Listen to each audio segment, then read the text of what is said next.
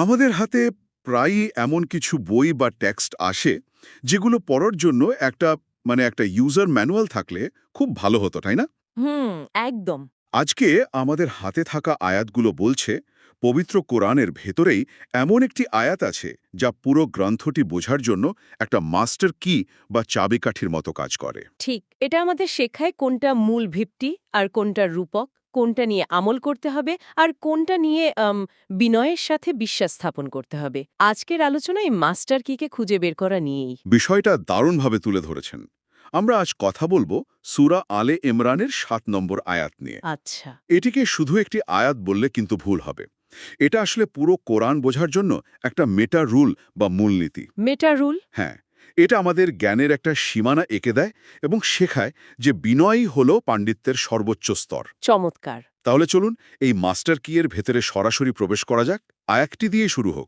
আউযু বিল্লাহি মিনাশ শাইতানির রাজিম। ওয়াল্লাযী আনজালা আলাইকাল কিতাবা মিনহু আয়াতুম মুহকামাতুন হুন্না উম্মুল কিতাবি ওয়া উখারু মুতাশাবিহাত। আচ্ছা। فأما الذين في قلوبهم زيغ فيتبعون ما تشابه منه ابتغاء الفتنة وابتغاء تأويله হুম। وما يعلم تأويله إلا الله والراسخون في العلم يقولون آمنا به كل من عند ربنا আচ্ছা। وما يذكر إلا أولو الألباب। শোনার পরেই এর গাম্ভীর্যটা এর গভীরতাটা অনুভব করা যায়।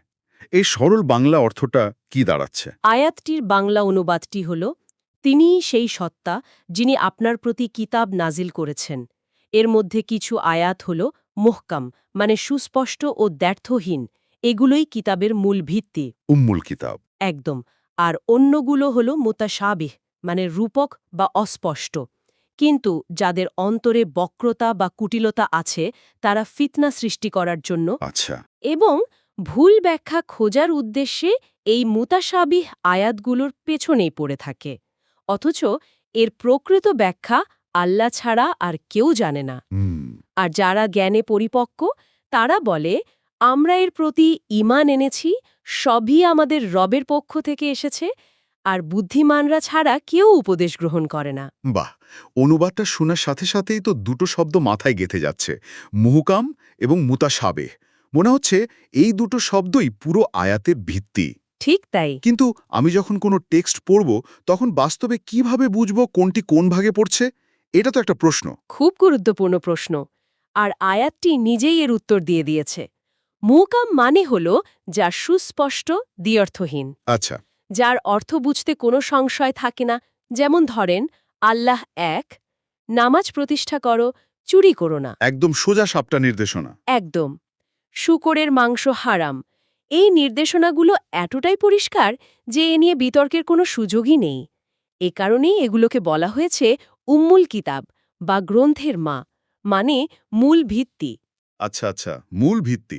হ্যাঁ, আমাদের জীবনের প্রায় সব করণীয়, বর্জনীয়, বিশ্বাস আর আমলের মূল কাঠামো এই মুহকাম আয়াতগুলোর ওপরই দাঁড়িয়ে আছে। তার মানে এটা হলো ফাউন্ডেশন বা ভিত্তি। তাহলে মুতাশাবি কি, সেগুলো কি কম গুরুত্বপূর্ণ? কম গুরুত্বপূর্ণ নয়, বরং সেগুলোর উদ্দেশ্যটাই ভিন্ন। মুতাশাবি মানে রূপক, অস্পষ্ট বা যার একাধিক অর্থের সম্ভাবনা থাকতে পারে। যেমন?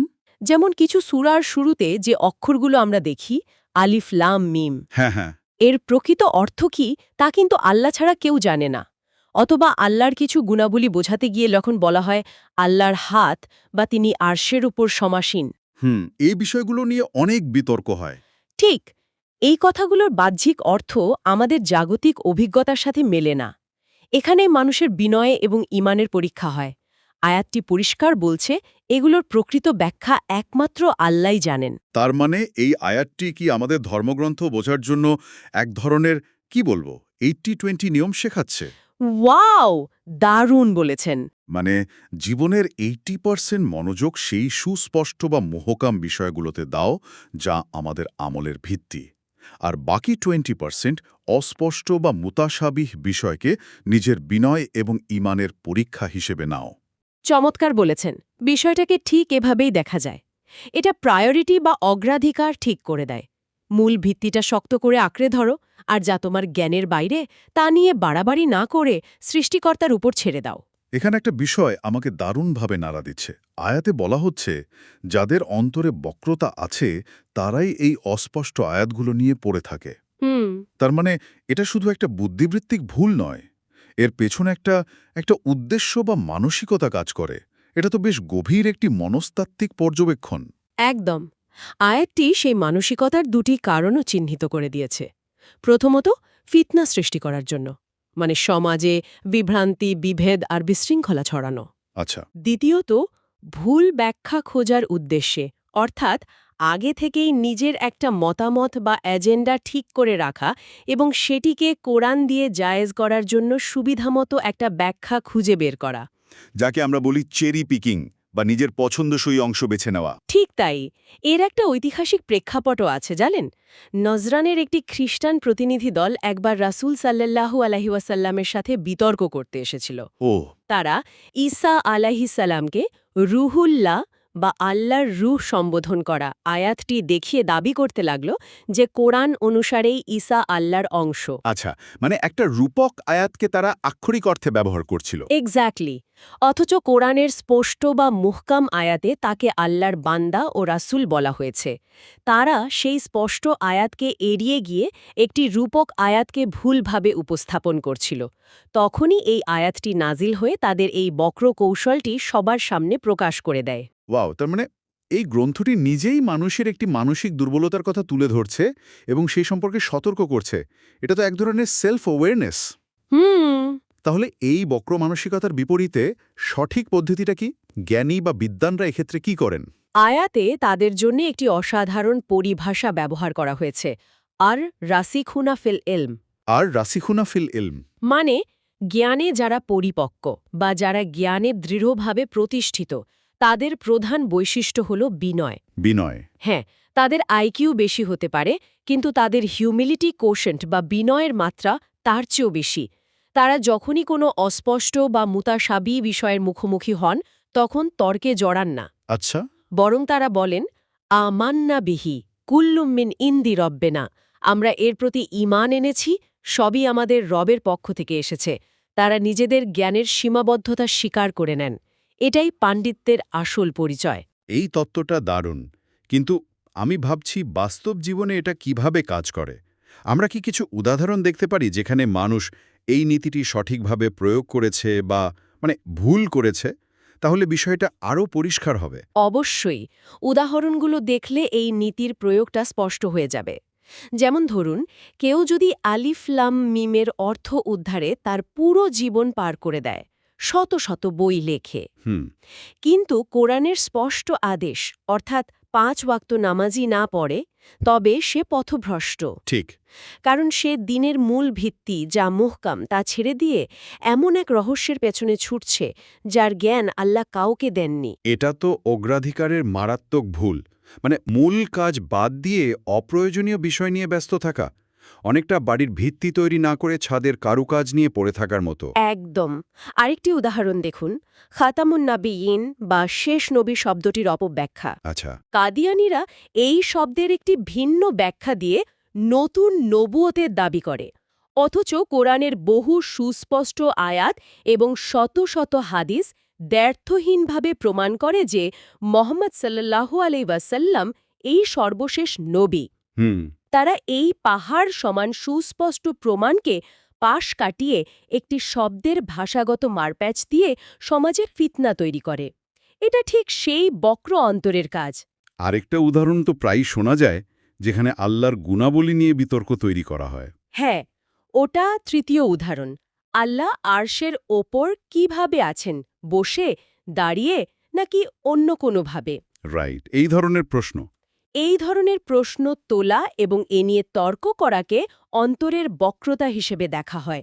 একজন বিশ্বাসীর কাজ হল বিশ্বাস করা যে আল্লাহ আরশের ওপর সমাসীন, যেভাবে তিনি বলেছেন, কিন্তু এর ধরন বা কৈফিয়াত নিয়ে প্রশ্ন না তোলা। আচ্ছা।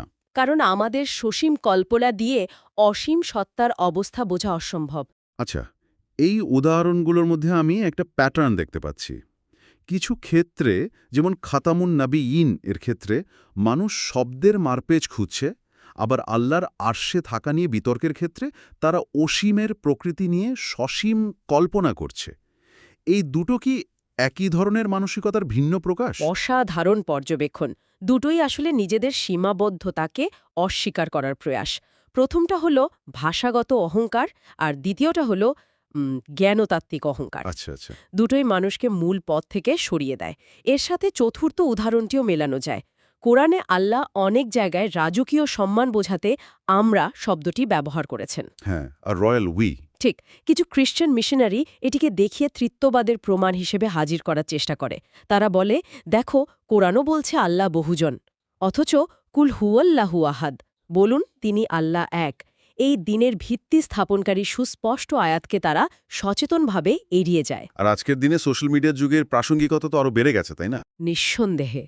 পঞ্চম উদাহরণটি একালের জন্য সবচেয়ে গুরুত্বপূর্ণ। সোশ্যাল মিডিয়ায় আমরা প্রায়ই বিভিন্ন উদ্ভট ও চমকপ্রদ ধর্মীয় ব্যাখ্যা দেখি। অনেকেই গতানুগতিক আলেমদের থেকে নতুন কিছু শোনার লোভে সেদিকে ঝুঁকে পড়ে। এটা খুব সত্যি। এই আয়াত আমাদের শেখায় যে এসব চমকের পেছনে না ছুটে দিনের মূল ভিত্তি বা মুহকাম বিষয়গুলোর উপর প্রতিষ্ঠিত থাকতে হবে এবং নির্ভরযোগ্য আলেমদের অনুসরণ করতে হবে। এই পুরো আলোচনাটা একটা বৃহত্তর দার্শনিক প্রশ্নের জন্ম দিচ্ছে। আমাদের জ্ঞানের সীমাটা আসলে কোথায়? মানে এই আয়াতটি কি আমাদের জ্ঞানের একটা ইউজার ম্যানুয়াল দিচ্ছে? কোনটা জানার চেষ্টা করতে হবে আর কোনটা সৃষ্টিকর্তার জন্য ছেড়ে দিতে হবে? আপনি বিষয়টার একেবারে গভীরে চলে গেছেন। জ্ঞানতত্ত্ব বা এপিস্টেমোলজির দৃষ্টিকোণ থেকে ঠিক এটাই মূল কথা। এপিস্টেমোলজি শব্দটা বেশ ভারী শোনায়, কিন্তু এর সহজ অর্থ হল জ্ঞানের দর্শন। অর্থাৎ আমরা কি জানতে পারি, কিভাবে জানতে পারি, আর আমাদের জানার সীমা কতটুকু। এই আয়াতটি সেই সীমানা নির্ধারণ করে দেয়। কিভাবে? দেখুন, মানুষের মস্তিষ্ক, তার নিউরন, তার ধারণ ক্ষমতা সবই সসীম। অন্যদিকে আল্লাহর জ্ঞান অসীম। ঠিক। একটি সসীম সত্তা দিয়ে একটি অসীম সত্তাকে পুরোপুরি বোঝা সম্ভব নয়। যেমন ধরেন, একটি পিঁপড়েকে আপনি ইন্টারনেট কি তা বোঝাতে পারবেন না। তার জগৎ, তার উপলব্ধি ক্ষমতা ইন্টারনেটের মতো জটিল ধারণা বোঝার জন্য তৈরিই হয়নি। ইন্টারেস্টিং উপমা। মুতাশাবি আয়াতগুলো আমাদের এই সীমাবদ্ধতার কথাই বারবার মনে করিয়ে দেয়। তার মানে মুতাশাবি আয়াতগুলো এক ধরনের রিমাইন্ডার যে তুমি একজন ব্যবহারকারী, সিস্টেম অ্যাডমিনিস্ট্রেটর নও। সিস্টেম কিভাবে কাজ করে তা নিয়ে মাথা না ঘামিয়ে তোমার যা করণীয় তাই করো। একদম পারফেক্ট উপমা। আর ভাষাতত্ত্ব বা সেম্যান্টিক্সের দৃষ্টিকোণ থেকে যদি দেখেন, যে কোনো সমৃদ্ধ ভাষায় রূপক বা মেটাফর একটি স্বাভাবিক এবং সৌন্দর্যবর্ধক বিষয়। কোরআন আরবি সাহিত্যের সর্বোচ্চ শিখরে অবস্থিত একটি গ্রন্থ। সুতরাং এতে রূপকের ব্যবহার থাকাটাই স্বাভাবিক। কিন্তু যাদের অন্তরে রোগ থাকে তারা এই রূপকগুলোকে তাদের সাহিত্যিক সৌন্দর্য থেকে বিচ্ছিন্ন করে আক্ষরিক অর্থে নেয় এবং বিভ্রান্তি তৈরি করে। একদম। যেমন আল্লাহর হাত, এটি একটি রূপক যা আল্লাহর শক্তি বা সাহায্যকে বোঝাতে পারে, কিন্তু বক্র মনের মানুষ এর আক্ষরিক অর্থ নিয়ে বিতর্ক তৈরি করবে। বিষয়টা পরিষ্কার হলো। তাহলে পুরো আলোচনা থেকে একজন সাধারণ মানুষ যিনি জানতে আগ্রহী তার জন্য মূল শিক্ষণীয় বিষয়গুলো যদি আমরা গুছিয়ে বলি তাহলে কি হবে? সংক্ষেপে বললে 4টি মূল বিষয়ে দাঁড়ায়। 1. দিনের মূল ভিত্তি অর্থাৎ মুহকাম আয়াতগুলোকে শক্তভাবে আঁকড়ে ধরতে হবে। আচ্ছা। 2. অস্পষ্ট বা মুতাশাবিহ বিষয়গুলোকে ঈমানের পরীক্ষা হিসেবে গ্রহণ করতে হবে এবং সব প্রশ্নের উত্তর পাওয়ার জিদ ছাড়তে হবে। কিছু বিষয় আল্লাহর জ্ঞানের ওপর ছেড়ে দেওয়ার বিনয় অর্জন করতে হবে। 3. যারা এই অস্পষ্ট বিষয়গুলো নিয়ে সমাজে বিতর্ক ও বিভ্রান্তি তৈরি করে তাদের থেকে সতর্ক থাকতে হবে। আর 4 নম্বর। আর 4, এবং সবচেয়ে গুরুত্বপূর্ণ, প্রকৃত পাণ্ডিত্য তথ্য জমানো নয়, বরং নিজের জ্ঞানের সীমাবদ্ধতা স্বীকার করে আল্লাহর সামনে বিনয়ী হওয়া। আমাদের হাতে থাকা বিশ্লেষণে একটি চমৎকার কথা বলা হয়েছে, বুদ্ধিমানরা তর্ক করে না, আমল করে। আমার মনে হয় আপনার বলা 4টি পয়েন্টের সারমর্ম এটাই। ঠিক, বিতর্কে জয়ী হওয়ার চেয়ে সুস্পষ্ট নির্দেশনা অনুযায়ী একটি সুন্দর জীবনযাপন করা অনেক বেশি গুরুত্বপূর্ণ। এবং এখানে শেষ করার আগে একটি বিষয় উল্লেখ না করলেই নয়, এই 7 নম্বর আয়াতটি যা নিয়ে আমরা এতক্ষণ আলোচনা করলাম, এটি নিজেই কিন্তু একটি মুহকাম বা সুস্পষ্ট আয়াত। তাই তো। এটি আমাদের একটি পরিষ্কার রোডম্যাপ দিচ্ছে। কিন্তু এর ঠিক পরের আয়াতেই অর্থাৎ ৮ নম্বর আয়াতে একটি দোয়া শেখানো হয়েছে, রাব্বানা লা তুজিগ কুলুবানা বাদা এজ হাদাইতানা। হে আমাদের রব, সরল পথ দেখানোর পর আমাদের অন্তরকে বক্র করে দিও না। এটা তো অবিশ্বাস্য। তার মানে জ্ঞানের মূলনীতি শেখানোর পরেই অন্তরকে সরল রাখার জন্য প্রার্থনা করতে বলা হচ্ছে। হ্যাঁ, এটি তো আমাদের একটি গভীর প্রশ্নের সামনে দাঁড় করায়।